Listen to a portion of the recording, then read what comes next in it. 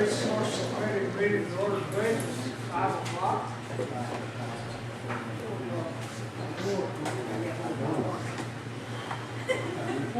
After 4 o'clock.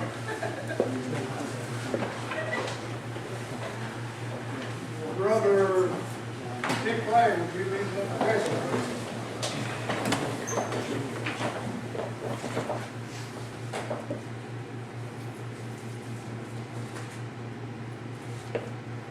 Lord, we appreciate this time to get together to do the people's business, and we hope we do it in the right way that you would have us do it. In God's name we pray. Amen. Snow, would you do the roll call, please? Curtis Snow. Here. Bill England. Here. Jack Baker. Here. Julia Coates. Jody Fishenhot. Here. Mary Fraley. Janelle Fulbright. Here. John Garvin. Chuck Hoskins Jr. Here. Tyler Flores Jordan. Lee Keener. Dick Blake. Here. David Thornton. David Walkenstick. Eric Allen. John Masters. Hello. Thank you. Thank you, Shelley. Moving on down to, we'd like the approval of the October 10th meeting minutes. Aye.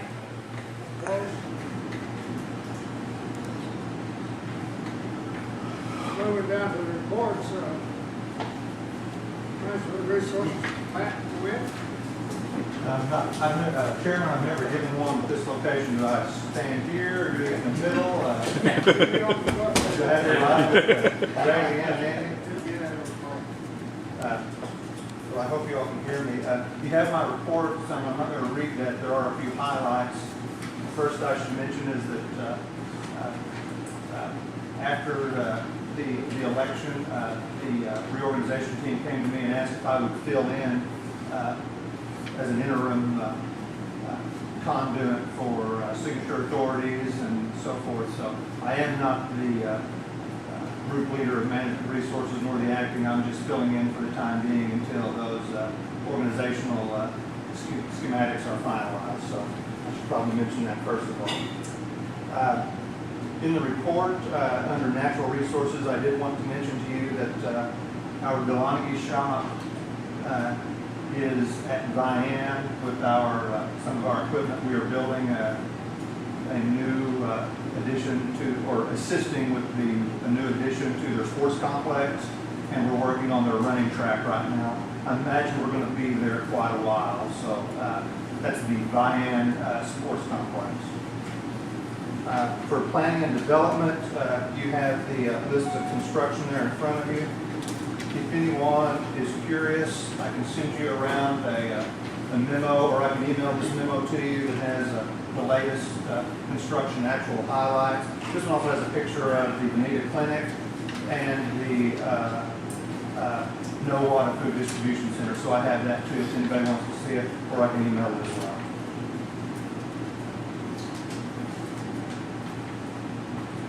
I would like to give a big kudos to our facilities folks for helping the inauguration facilities go well. That's a lot of work for us. As far as future plans and initiatives, aside from those things that I mentioned, in the next couple of weeks we're going to be beginning assistance, support construction.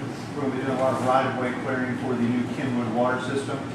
We're going to be taking water from the existing well field north to the location of the new package plant. And that's going to tell us having to get, I think it's about 1.5 miles of right of way and for electric and the raw water lines.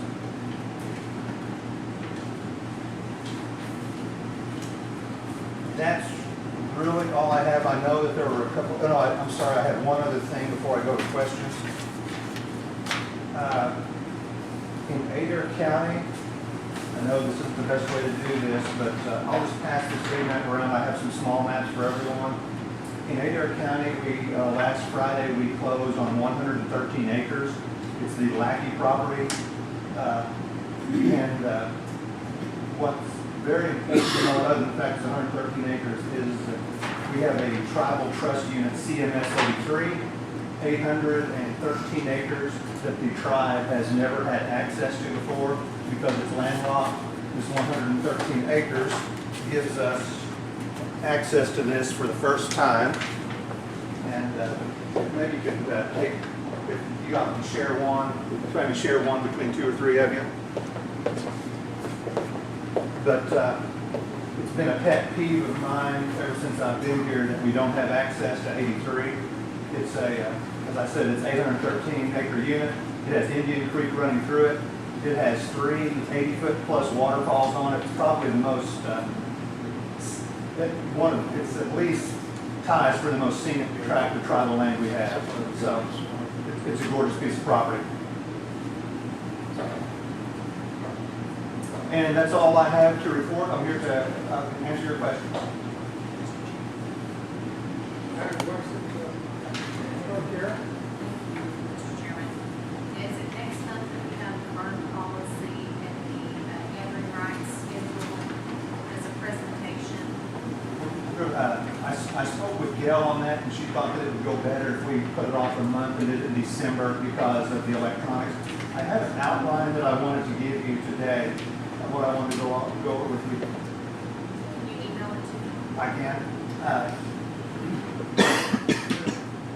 And I just want to present it to you in a way that I think it's bigger than a tribal gathering rights policy. I think it all needs to be folded up into a tribal lands access policy, which also involves issues of hunting, fishing, gathering, hiking, horseback riding, camping, the whole 9 yards. So, Mr. Chairman? So I will work with Pat offline to prepare for next month's meeting and make sure we concur with your plans that it fits within our schedule for our meetings. Would that be okay? So we don't have to do it here today. So you email that to me and I'll work with you. and I think that I can do it in about 10 minutes if people keep pushing me, prodding me. Or I can also do it in 40 minutes. So. Okay. Thank you, Mr. Chairman. Thank you, Pat. Councilman Garrett. What was the cost of 150 I think, don't hold me to this exact figure because I didn't attend closing. Linda Donaldson, Real Estate Services closed 172 or 175, I believe. Yes, sir.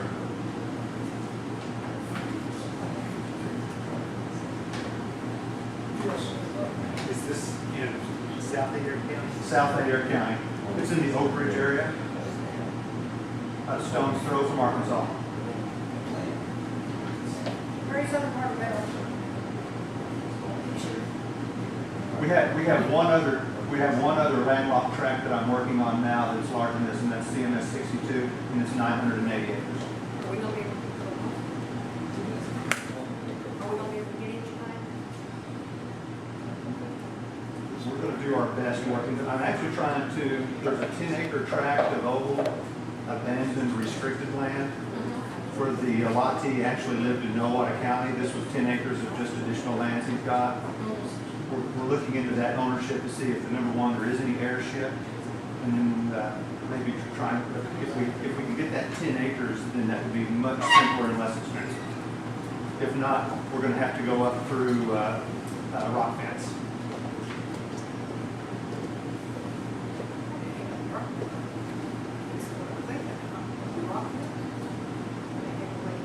Yeah. I got a couple more questions. I've gotten calls about a house we burned up in Delaware County. We bought it, it was Thomas Place, and we burned it. Robin- I have gotten all Robin kinds of Thomas. calls that said, why in the world did y'all burn a house? I've got a report here. It was, which one? You can pass this around if you'd like. I only brought one. This was a structure that was condemned by risk management, and real estate services had a trust fee to trust application on it, and to get the fee to trust to go, they required that the house and the 3 dump sites that were around the house be cleaned up. There wasn't no way to repair it. You'd have to get with Mr. Sutherland, but not certain that you could have ever repaired that. I don't know what his Was total he the one development that cost. wanted it to be? No, it's risk management. Risk What does that man, mean? risk management director is Hannah Copeland. I've got a lot of slack on this one. Wood cutting, policy and procedure. I've got 2 or 3 calls about, we've been told that some people out there cut the wood on our trust land, that they're gonna be fined and everything else. Yeah, I'm not sure where that came from. What has, the standard policy for the last 3 years is that we have plenty of ice damage, plenty of red oak decline damage, and all they need to do is get with either, for your area, it would be Butcher Garner down south, for up north, it would be Trent Holland, and we can get them within the back with a truck bed distance of all the firewood anyone would ever need. Okay. And the Down last- season. Okay, the last thing I've been asked about quite a bit. Okay, the last thing I've been asked about is maps. I've asked Angela Bruce several times in the past for maps of Ada County and Delaware County and all our trust land. Mhm. I mean, there's several times, and she's never given it. Did you get that? We have one, I mean, I can give you an 8.5 by 11 that we have now, but it really doesn't tell you a whole lot. The whole right now, I can't see nothing. Yeah, I've Did you got, blow me up one? yeah, I've got, even if I blow one up, and even if I blow it up to this size, you really don't see much. If I put the Kenwood project and the CMS project on 2 different maps, which would, you can see 90% of it there. I mean, it's obviously not, it's not gonna have Chilocco, 4,000 acres, it's not gonna have South Saw Creek, 1,000 acres, but it's 99% of it. Okay, because I know I've been over in the printing room, and the big prayer, there's what, 6 acre ditch? Yeah, yeah. Yes, and I want to see where our trust lane lies up here, and especially in Delaware. Okay. Okay. And do you want that, I'm a topographic kind of guy, but other people like aerial photography. That's fine. This right here? Yeah. Okay. Thank you. Thank you very much. Councilman Hoskins. Mr. Chairman, Brad, I'd asked you beforehand about some land in South Coffeyville, and I wondered if you could kind of run down where we were on a request that the local Cherokee organization had made with respect to the purchase of some land and the development of some existing land. And, Mr. Chairman, I guess, address it a bit by saying that Pat has given Dick a map, me a map, and I've got Speaker Fraley's map, which I'd be glad to pass around. I'd just get to her, if anyone's interested in taking a look at it. It kind of lays out the area of South Coffeyville, which of course is in the northern part of Noah County that Pat will be talking about. So Pat, if you could speak to that. Yeah, there were basically 2 different groups of land that they were talking about here. One was going to be a commercial tract of land, basically for a C and E, C and D type of enterprise. We forwarded that to Tom Duncan and Sean Slayton. And I know that Sean Slayton had originally expressed interest in some land around South Coffeyville, but I don't know where they are on that. And of course, they do all of their own land acquisition.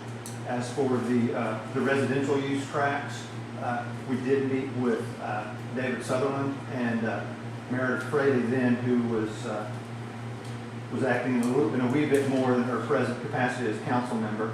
And I believe they got with yourself, and I got with Bill Davis, and that they believe that the best way for a request to come down would be a request to an official request from the council members from David Sutherland requesting the multifamily housing that they were wanting, because it wasn't new home ownership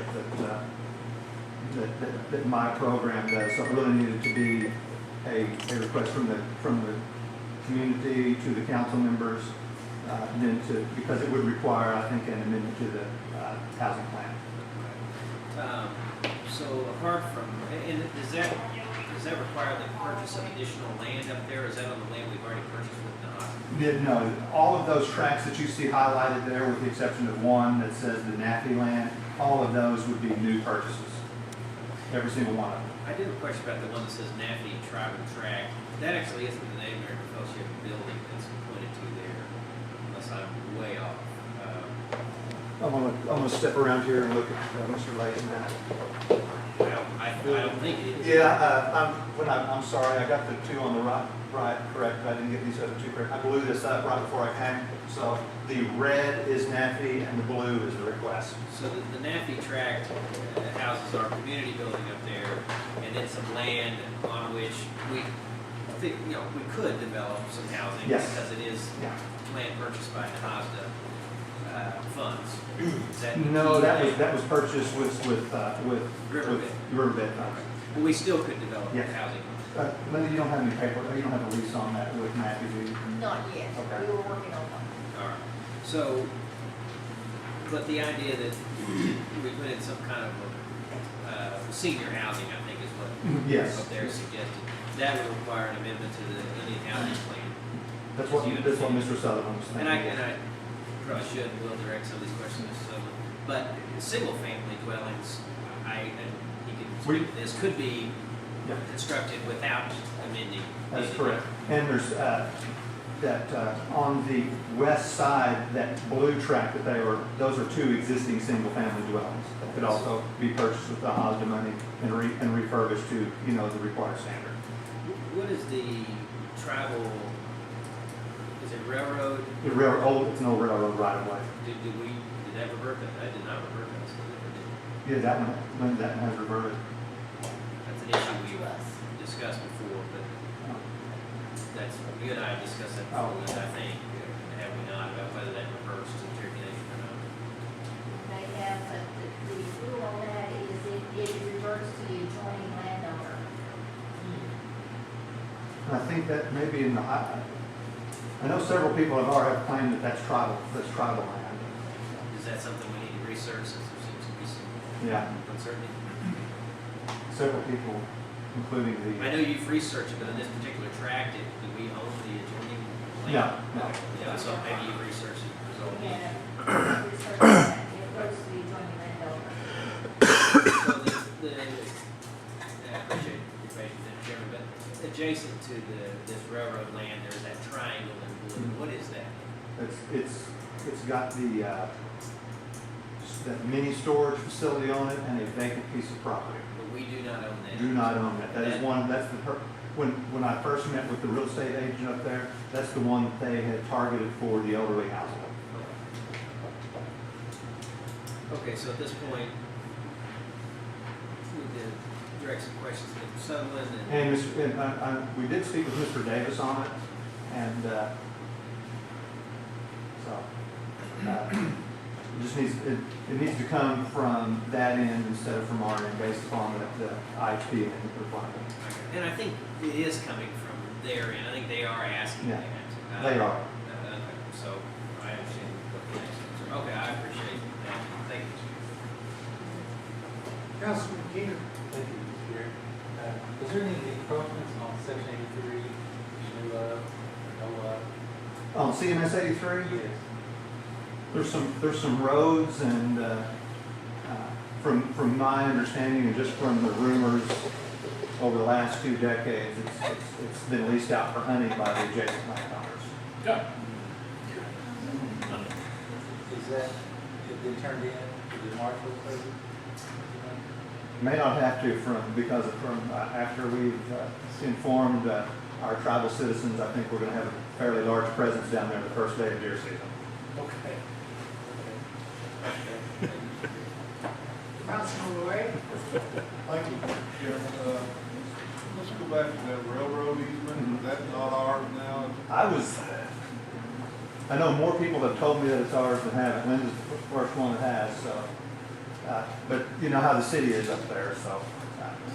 So it's always been my thoughts that railroad easements, when they give it up, go to the landowner. Are we the landowner? No. So we don't own.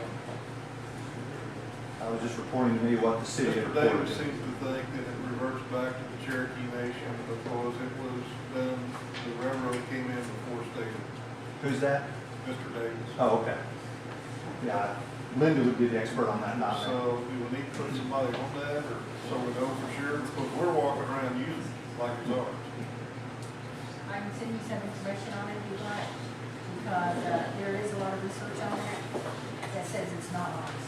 there's been lawsuits that says that the tribes didn't get them.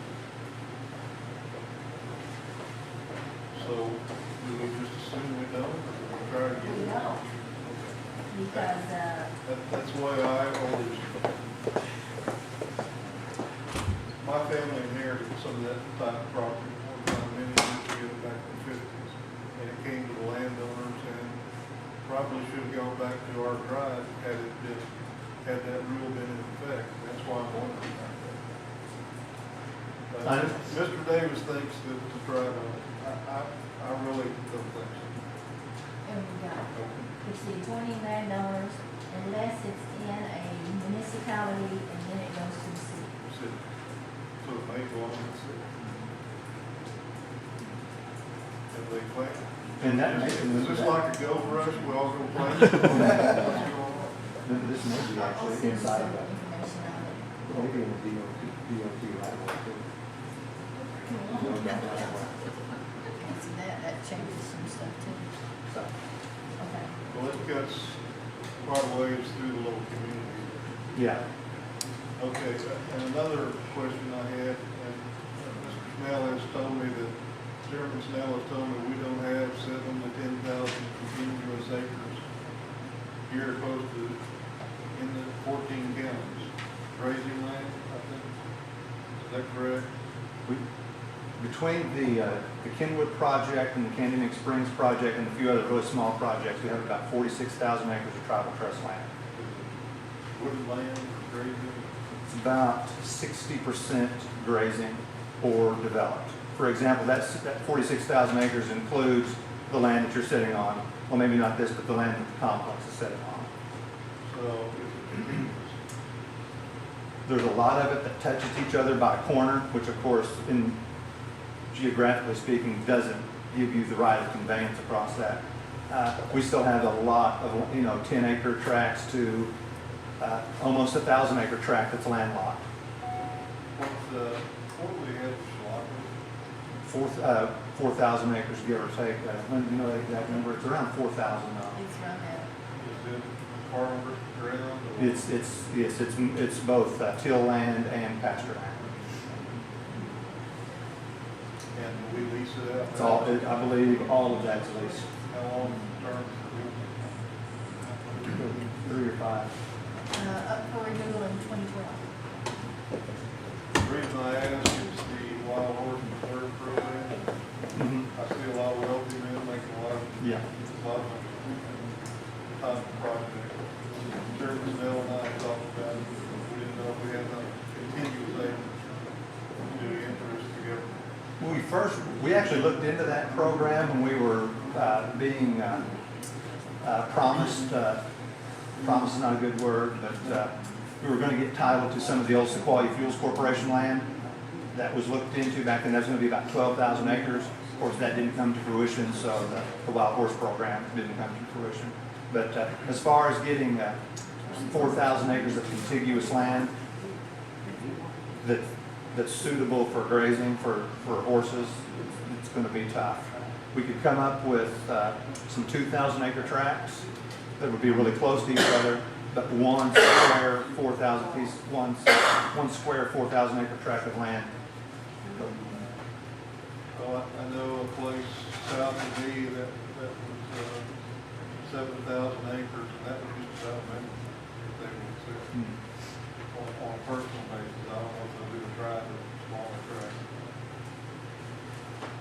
Well, there was money to be made in the program, I agree. And had the SFC went through, it would have, and that was 11,000 acres, all contiguous. Thank you. Any more questions from Matt? On this CMS 83, the 813 acres, is it all in the red or is it just this one section? It's just that one polygon that you're pointing at right there. That's 813 acres. Okay. And the little blue polygon above that is the 113 acres that we just purchased. Okay. Is the 813, is it still leased out? It is not, it has never been leased out. Okay. You just mentioned something about, The neighboring landowners were leasing it for their own personal benefit. Oh, they were property? Yes. Okay, gotcha. I mean, of course, they weren't doing that on paper, but, Yeah. Okay. Do we have any plans for this 813 acres? not for, I mean, it's tribal trust land. I know, dozens of tribal members have always wanted to deer hunt down there. It is absolutely gorgeous. A lot of people wanted to hike on it. Its best use is probably going to be recreational. It's very topographically extreme. Who's calling it, the CMB, I guess, it would be up to development for this land. It would probably depend on what type of development. It's so remote, I don't think it would have any commercial possibilities. As far as recreational possibilities, Yeah. we have the beginnings of a recreation plan, and I'm going to mention at the next month's presentation that Ms. Watts talked about. We did an online survey that has hundreds of Cherokee respondents, and when I share those results with you, I think it's going to be very eye-opening. We have a large number of our citizenry that want to see us develop our lands recreationally.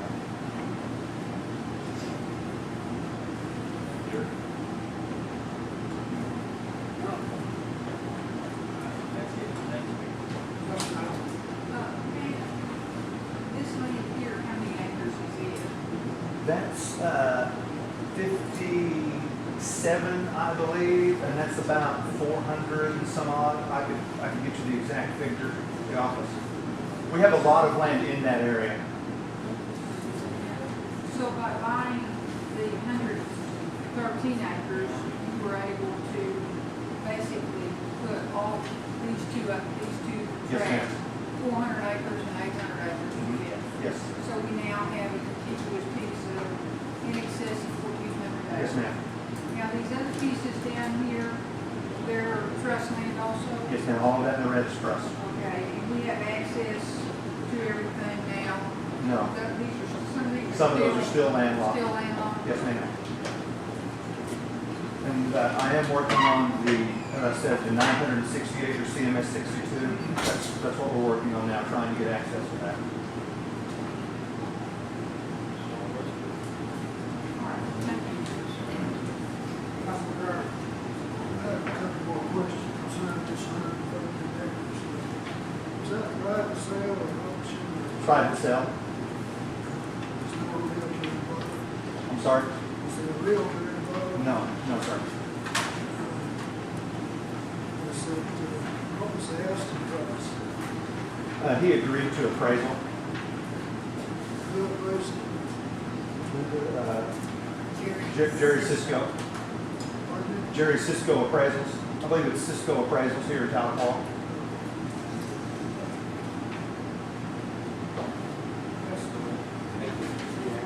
Any updates on the paintball federal building? I don't have any. I think that, Linda, was that you that was talking about that? Yes. She may have some. Okay. All the questions from Matt? Thanks, Matt. Moving on down to, State Services, Linda Dawson.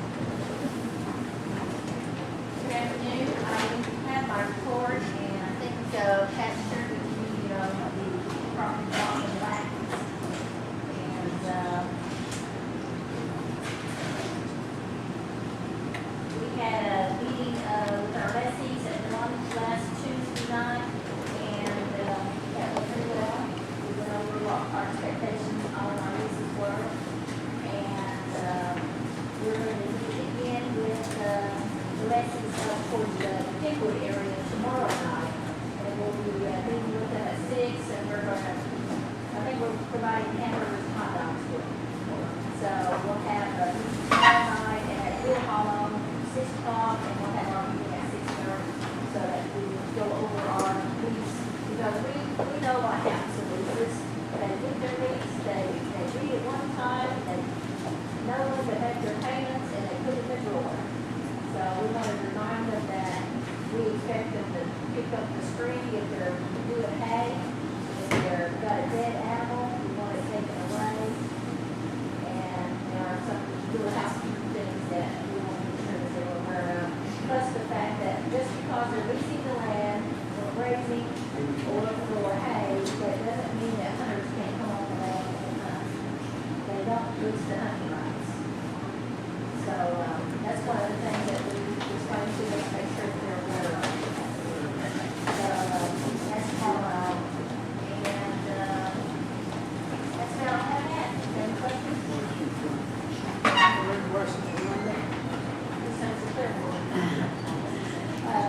We had talked to the Bureau, last month about that, and they said that they were going to do something to get that taken care of, and I haven't heard back from them. So, we'll get back to them and get where they're at on that, because we're waiting for a solicitor's opinion. An opinion from the solicitor.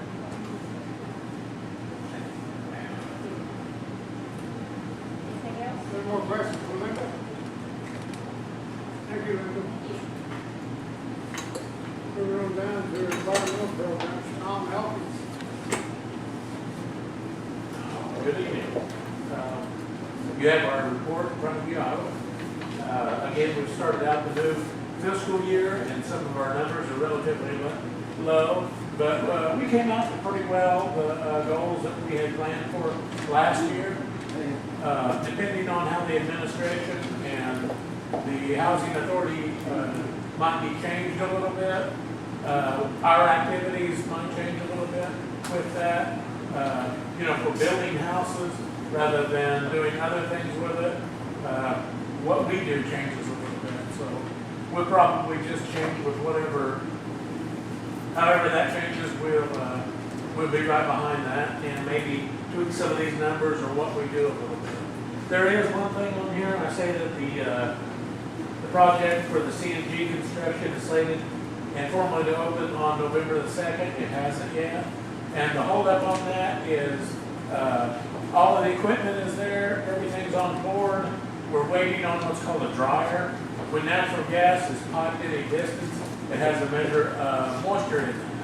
Well, you don't want that moisture coming up and getting into that equipment and fouling it. So we put a very big, high dollar dryer in that. And it can be run without it, especially for a small time, but we discussed it, and I think we discussed that it'd be better to just wait a week or 2, 3 weeks, get the equipment the way it's supposed to be. The contractor has sent me their final bill in, and I said, well, when it's done, I'll sign the final bill. But up until then, I'm not gonna sign that. One other point was that Councilwoman Lori Gordon had asked me to get with the various groups and see what their plans might be, at least what they're looking at as far as acquiring or leasing compressed natural gas vehicles. I haven't done that because most of our programs are somewhat in flux. I think the administration is looking to tweak them and organize them in what they feel is a more efficient manner.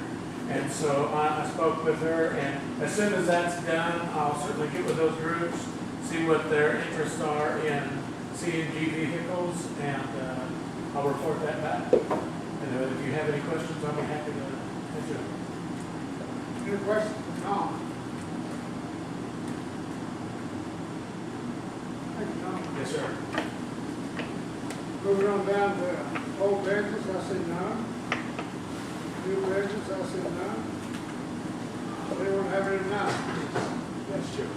There will not be a legislative conference at 5 o'clock. All right. Okay.